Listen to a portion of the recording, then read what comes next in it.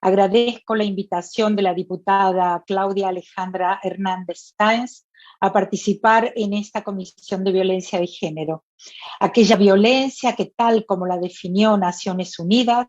es la ejercida sobre las mujeres por el solo hecho de ser mujeres y que está basada en una histórica desigualdad jerárquica entre hombres y mujeres.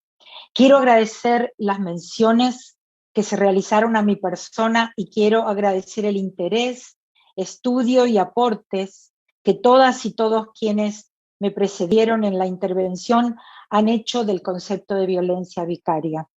Merezcan también un especial agradecimiento todas las asociaciones de madres protectoras, sin cuyo activismo no sería posible esta sesión. Celebro el interés de los Estados Unidos de México por este concepto de violencia vicaria que acuñé en el año 2012 con motivo del relato de una mujer cuyo hijo había sido asesinado y cuyo asesino era el hombre que la había maltratado durante años. El mismo hombre que la había amenazado diciéndole: ya verás lo que te pasa, te voy a golpear donde más te duele. De nada sirvieron en ese momento las denuncias que ella presentó ante las autoridades, que solo la protegieron a ella, pero no impidieron que ese individuo tenga contacto con el niño y a quien esas mismas autoridades consideraban con derechos indeclinables solo por ser su progenitor. Para impedir que ella lo proteja, ella fue acusada de producir SAP, o el famoso síndrome de alienación parental,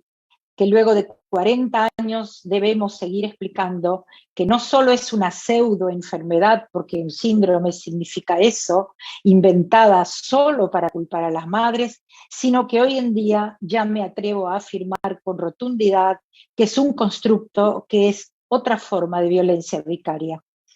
A raíz de este primer caso que conocí en el año 2012, como dije, comencé a escuchar cada vez más por parte de mujeres víctimas de la violencia de su pareja que estos hombres violentos, al momento de plantear ellas el divorcio y la separación, las amenazaban diciéndoles eso mismo que ya había escuchado: te quitaré a los niños, ya verás lo que sucede si insistes en esto,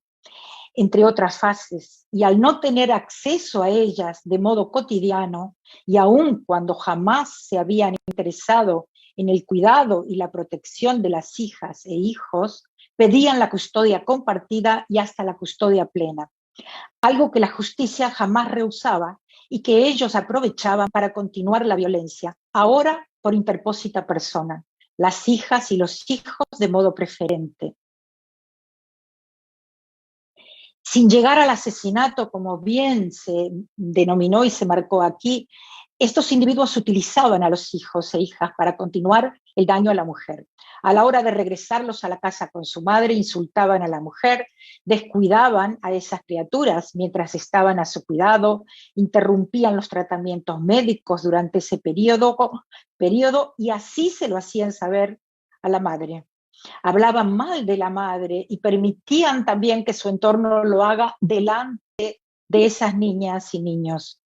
Intimidaban a la mujer sin que ella pueda conocer siquiera dónde les llevaba de viaje o dónde estaban cuando no estaban con ella. Impedían toda comunicación para sumirla en una angustia y en una desesperación. Le enviaban noticias de niños desaparecidos y también de niños asesinados por sus padres durante ese periodo,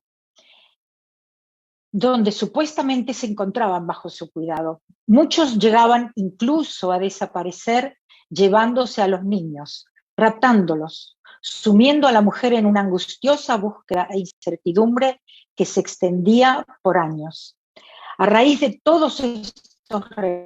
relatos que he llegado a contabilizar como más de 2000 en estos últimos 10 años, sabiendo que lo que no se nombra no existe, decidí poner nombre a este tipo de violencia, que a su vez comenzaba a vislumbrarse también en otros países, como Reino Unido y Estados Unidos de Norteamérica,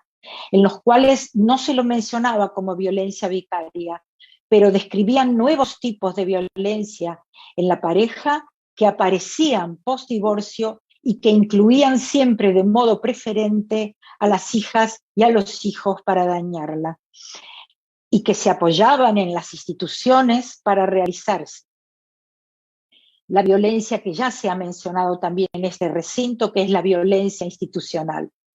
La denominé por eso violencia vicaria, tomando vicario como adjetivo, como también se mencionó hoy aquí, y que viene definido como que toma el lugar de otra persona o que la sustituye, ya que las niñas y los niños, para ese hombre violento, eran considerados objetos al servicio de seguir dañando a la madre, sabiendo que para esa mujer, sus hijas e hijos eran la parte más importante de su vida, que por ellos ella había soportado durante años la violencia y el maltrato, y que por lo mismo dañarles a ellos era asestarle un golpe irreversible con el asesinato y el secuestro, pero golpes constantes y silentes en el maltrato cotidiano. La violencia vicaria tiene que quedar muy claro que es violencia de género, que es violencia contra la mujer, en el marco de la definición que tiene México como violencia familiar, que es esta violencia contra la mujer y solo se da en el contexto de esta violencia. Como tal, está dirigida a dañar a ella, y para esto el hombre violento daña a los hijos e hijas, pero su diana, su objetivo, es la madre. No debemos confundirla con el maltrato infantil, que por supuesto todos los hombres violentos lo realizan, como bien especificó antes quien me precedió, la fiscal Teresa Peramato. Pero sí, toda violencia vicaria. Decía que la violencia contra el maltrato infantil existe y todos los hombres violentos lo realizan, pero es necesario saber que no todo el maltrato a las hijas e hijos es violencia vicaria, aunque sí toda violencia vicaria es maltrato contra niñas y niños. El factor diferencial de la violencia vicaria es que con estas acciones se quiere dañar a la mujer, y por lo tanto es necesario encontrar la concausalidad de este daño. Y en ese daño vamos a encontrar una doble violencia, la violencia contra las criaturas y la violencia contra la madre. Por lo tanto, debemos resumir que la violencia vicaria es violencia contra la mujer que se ejerce sobre las hijas e hijos.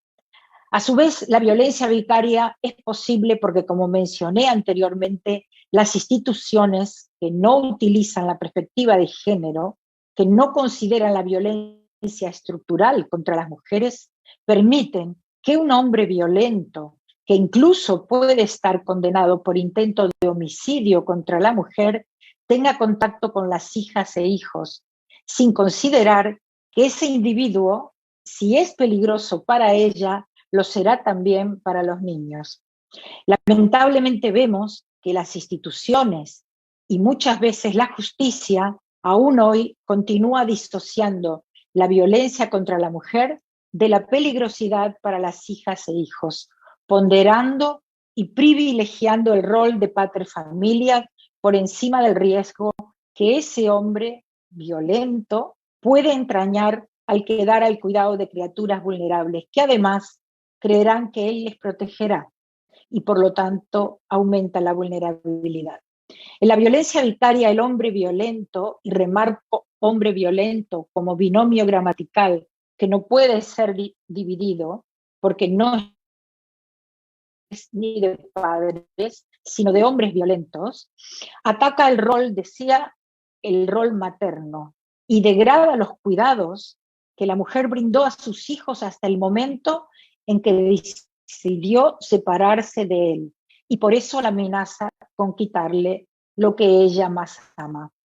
La desaparición de las hijas e hijos es el castigo más cruel a una madre. Arrancar a una criatura del apego protector de su madre muestra a las claras que a ese individuo no le interesa el bienestar ni de ese niño ni de esa niña, y que solo busca dañar a la mujer que se permitió dejarle. Muchas El daño a gracias. la mujer es irreversible, pero las secuelas en las niñas y los niños son también una impronta para el resto de su vida, además del robo de su infancia, periodo que no podrán recuperar jamás. Una mujer maltratada es siempre una madre protectora, protección que a veces, por la victimización que produce el maltrato continuado, no puede ser óptima, pero sin entrar en la excepción, quiero describir que en un ambiente doméstico donde la mujer sufre violencia, las hijas e hijos son víctimas siempre. Y remarco lo que ya se dijo aquí, y así lo reconocen los tratados internacionales a los cuales también México suscribió. Muchas gracias, Sonia.